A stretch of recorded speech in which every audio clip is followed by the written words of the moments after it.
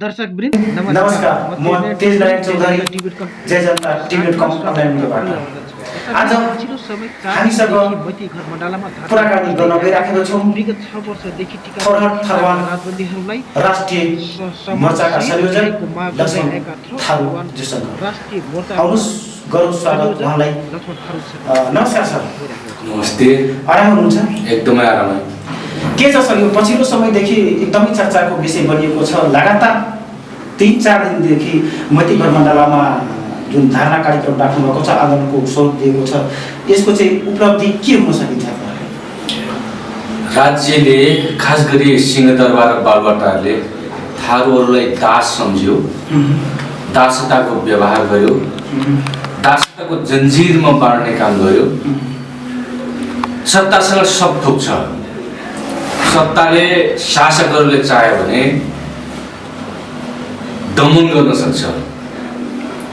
बन्दुक र बुटको बलमा मान्छेले तात्साउने, आतंकित पार्ने र उनीहरूमाथि शासन गर्ने, रजाइ गर्ने काम गर्न सक्छ। झुट्टा मुद्दा लगाउन सक्छ, झुट्टा मुद्दामा जेल हाल्न सक्छ। उसँग अदालत, शासन, प्रशासन छ। त्यसकारण हामीले भनेको कुरा के हो भने, हामी भन्दैछौँ धेरै पहिलादेखि भन्दै आयौँ, दुर्भाग्यपूर्ण टिकापुर घटना घट्यो। टिकापुर घटनामा थारूहरूले जसरी निर्दोष थारूलाई दोषी बनाउने काम गरियो, अदालतलाई मोहरा बनाएर अदालतको प्रक्रियाबाट हामीमाथि दमन गर्ने काम गरियो, हामीलाई झुट्टा मुद्दा लगाउने काम गरियो र हाम्रा साथीहरूलाई अझै जेलमा कोचिएको छ। मान्य रेशम चौधरी लगायत 7 जना थारूहरू अझै जेलमा छन्। हामी 20 जनालाई झुट्टा मुद्दा लगाइएको छ। यी सबै प्रक्रियाहरू, राज्यको गलत हटकण्डाहरूका विरुद्ध थरुवर थारूवान राष्ट्रिय मोर्चाको तेस्रो चरणको अभियान हामी 2078 साल साउन 26 गते काठमाडौँमै अन्तर्क्रिया कार्यक्रम सुरु गरिसकेका छौँ र हाम्रो यो तेस्रो चरणको अभियान 5 महिनाको रहनेछ। आउँदो मङ्सिरसम्म हामी नियमित रूपमा आन्दोलनको प्रचारात्मक कार्यक्रम अगाडि बढाउनेछौँ। तेस्रो चरणको अभियानबाट पनि, तेस्रो चरणको आन्दोलनबाट पनि शासकहरू यदि हाम्रा माग, एजेन्डाहरू र हाम्रा निर्दोष मान्य रेशम चौधरी लगायतका थारू राजबन्दीहरूलाई रिहा गर्ने काम गरेन भने हामी सशक्त रूपमा अर्को चरणको आन्दोलनमा जानेछौँ र अस्ति भदौ 1 गतेबाट माइतीघर मण्डलामा हाम्रो यो तेस्रो चरणको आन्दोलनको चरणमै भदौ 1, 2, 3 हामीले माइतीघर मण्डलामा विरोध स्वरूप धरना कार्यक्रम गऱ्यौँ र धरना कार्यक्रममा जसरी विद्यार्थी, महिला, मजदुर, नागरिक समाज र मोर्चाका नेतृत्वहरूको सहभागितामा आन्दोलनको उठान भएको छ, सुरुवात भएको छ। यो निरन्तर जारी रहन्छ। मलाई अलिकति यो प्रश्न दिनुहोस् न, जस्तो कि देवीराम शर्मा र लाल आयोगको विषयमा यसरी चाहिँ छलङ्ग पार्नु पर्यो, देखाउनु पर्यो भनेर चाहिँ तपाईँहरूको जुन अहिले धारणा कार्यक्रममा बस्दै आएको छ, ती कुरा चाहिँ अलिकति स्पष्ट पारिदिँदा हुन्छ कि देवीराम शर्माको आयोगमा यो थियो र लाल आयोगमा यस्तो यस्तो थियो भने अलिकति जनता समक्ष स्पष्ट पारिदिनुहोस्। स्वाभाविक रूपमा 2072 को नयाँ संविधान घोषणा गरिसकेपछि संविधानमा हामी छुट्यौँ। संविधानमा हाम्रा माग मुद्दाहरू सम्बोधन गरिएन। त्यसैले हामी भन्दछौँ नयाँ बनिएको संविधान अधुरो, अपुरो र कालो छ र हामी सबै चिजलाई मध्यनजर गर्दै टिकापुर घटनाका सम्बन्धमा, दुर्भाग्यपूर्ण त्यो टिकापुर घटना, दर्दनाक घटना, दुःखद घटनाका सम्बन्धमा सरकारले त्यतिखेर उच्च स्तरीय छानबिन आयोग पूर्व न्यायाधीश गिरिचन्द्र लालको नेतृत्वमा बनायो र त्यतिखेर नै गृह मन्त्रालयले देवीराम शर्माको नेतृत्वमा छानबिन समिति बनायो। दुवै प्रतिवेदन जान्न पाउने हाम्रो हक हो।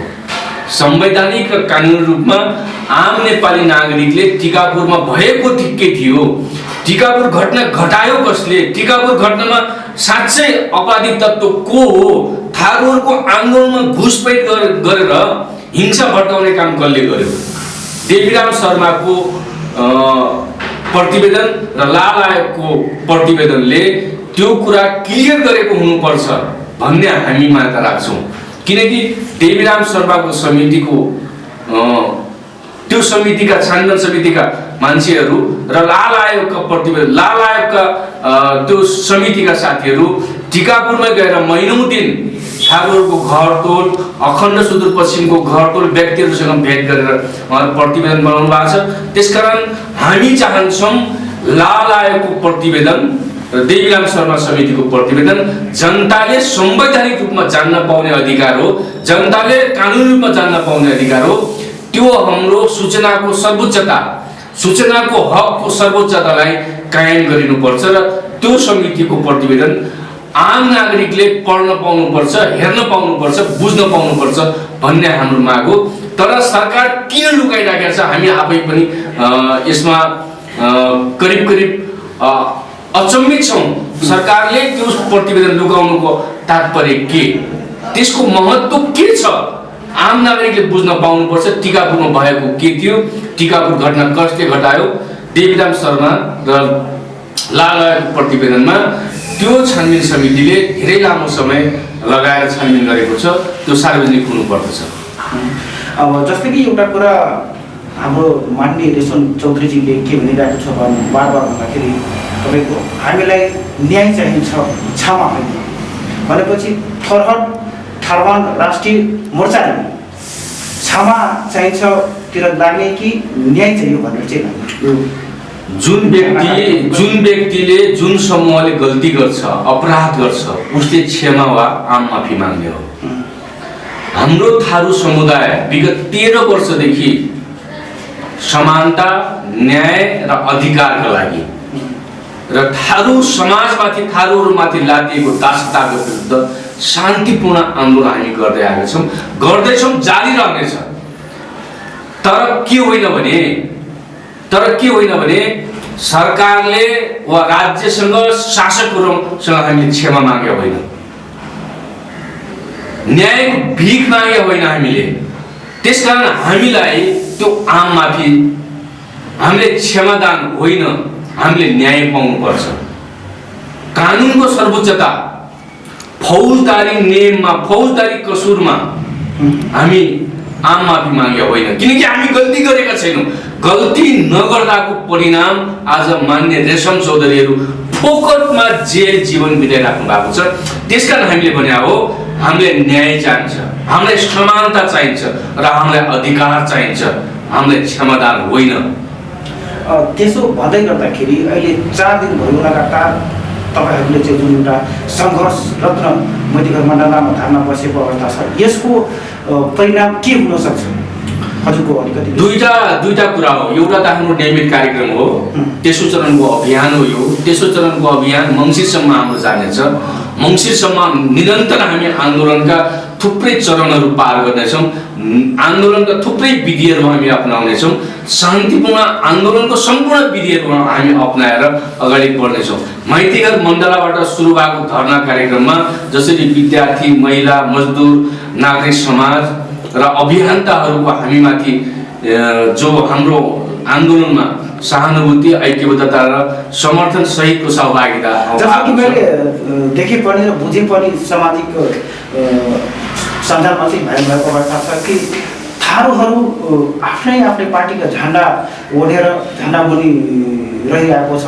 के अरे थरवान राष्ट्रिय मोर्चाले केही गर्नै सकिँदैन भनेर चाहिँ त्यो कुराहरू पनि आइरहेको छ। यसको चाहिँ टिप्पणी कस्तो? यो शासकहरूले हामीलाई लगाउने ब्लेम र हामीलाई कमजोर बनाउने षड्यन्त्र हो। थारूहरू यो देशमा फुटेकै छैन, फुटेको छ 52 क्षेत्रीयहरू। त्यही 52 क्षेत्रीयहरूले यो देशमा 152 वटा पार्टी बनाएको छ। उनीहरू 152 वटा पार्टी बनाएर थारूहरूलाई भोट ब्याङ्कको रूपमा प्रयोग गरिरहेको छ। थारूलाई दास मानसिकताबाट बाहिर आउन नदिने षड्यन्त्रको रूपमा हुने गरेछ। थारूहरू कोही एमाले, कोही कङ्ग्रेस, कोही माओवादीमा छन्, तर हामीलाई लाग्दैन आजको दुनियाँमा, आज इन्टरनेटको दुनियाँमा, सामाजिक सञ्जालको दुनियाँमा कसैले कसैलाई वाहियात प्रचार वाहियात प्रलोभन देखाएर अब खरिद बिक्री गर्न सक्छ मलाई लाग्दैन। थारू समुदायको नयाँ जेनेरेसन न्यू जेनेरेसन पछिल्लो 15 वर्ष यताको जेनेरेसन एजुकेटेड छ, आफ्नो मुद्दा र आफ्नो पहिचान न्याय र हकका लागि सचेत छ। त्यसकारण मलाई लाग्छ थारूहरू फुटेको होइन। अब आन्दोलनमा एकै दिनमा सबैको सहभागिता हुँदैन। आन्दोलन एकजनाबाट सुरु गर्ने हो, त्यो 2 मा जाने हो, 2 बाट 4 मा जाने हो, 4 बाट 8 मा जाने हो। गुणात्मक प्रक्रियामा हामी बढाउने प्रक्रियामा छौँ। थारूहरू फुटेको होइन। थारूहरूमाथि षड्यन्त्र गरिएको छ, भ्रम लादिएको छ, दासता लादिएको छ, सत्य कुरा हो। मलाई ठ्याक्कै बताइदिनुहोस् न अन्तमा हजुरको, जस्तो कि सत्तामा बसेर भत्ता पचाउने अहिले सरकारमा गएकाहरूलाई यदि भरत थर्मान राष्ट्रिय मोर्चाका कुरा सुनेन भने यसको अब आउने दिनमा आन्दोलनको स्वरूप कस्तो हुन्छ? हाम्रा शान्तिपूर्ण आवाजहरू शान्तिपूर्ण आन्दोलनहरू जारी राख्नेछौँ। हामी कुनै हिंसात्मक गतिविधि गर्ने जत्था होइन, समुदाय होइन। सरकारले हाम्रो शान्तिपूर्ण आन्दोलन पहिलो चरणको आन्दोलन पहिलो स्टेपको हाम्रो आन्दोलनबाट राज्य हाम्रा माग मुद्दाको सम्बोधन गरेन भने सशक्त रूपमा आन्दोलनको तयारीमा छौँ हामी। त्यसको दुष्परिणाम त्यसबाट हुने भयावह स्थितिको सम्पूर्ण जिम्मेवार दोषी सरकार हुनेछ। त्यसकारण हामी त भन्दैछौँ, हामी 3टा चिज मात्रै भनेका छौँ। हामी माथि लादिएको दासताको अन्त्य होस्, संवैधानिक र कानुनी रूपमा पाउने अधिकार हामी पाऊँ। त्यो भनेको न्याय समानता र अधिकारको सबैमा बराबरीको अंश हुनुपर्दछ। हामीलाई दासताबाट मुक्ति पाउने आवाजलाई स्फोट हुन्छ, विद्रोह हुन्छ। त्यसकारण हामी भन्दैछौँ शासकहरू, सत्तासीन मालिकहरू, सिंहदरबार र बालुवाटारका शासकहरूले समयमै सुन्नुपर्छ ताकि यो देशमा भयावह स्थिति नआओस्। अन्तमा यहाँले के भन्न चाहनुहुन्छ? जस्तो कि हजुर त अब भूमिगत हुनुहुन्छ होइन, भूमिगत हुँदाखेरि अब जनताले चाहिँ यस्तो गरौँ केही गरौँ भनेर चाहिँ यो सँगसँगै के छ हजुरलाई? हामी आम न्याय प्रेमी, आम शान्ति प्रेमी, आम अधिकारका लागि उठेका आवाजहरूलाई सरकारले समयमै सम्बोधन गरोस् र हाम्रो तेस्रो चरणको आन्दोलन, तेस्रो चरणको अभियान काठमाडौँबाट अन्तर्क्रिया हुँदै माइतीघर मण्डलामा आइपुगेको छ र भदौ 8 गते थारूहरूको घर जलाइयो, थारूहरूको पसल जलाइयो, थारूहरूको एफएम जलाइयो, थारूहरूको रिसोर्ट जलाइयो।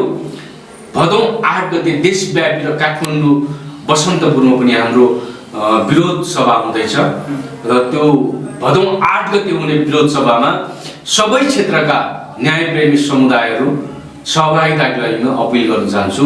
सब बसन्तपुरमा हुने त्यो विरोध सभामा सहभागिता भइदिनुहोस्, आफ्नो ऐक्यता जनाइदिनुहोस् र हाम्रो आन्दोलन न्यायपूर्ण आन्दोलनमा समर्थन जनाइदिनुहोस्, यही भन्न चाहन्छु म अन्तमा। हस् त, धन्यवाद छ यहाँलाई। धन्यवाद तपाईँको टिभी, तपाईँको यो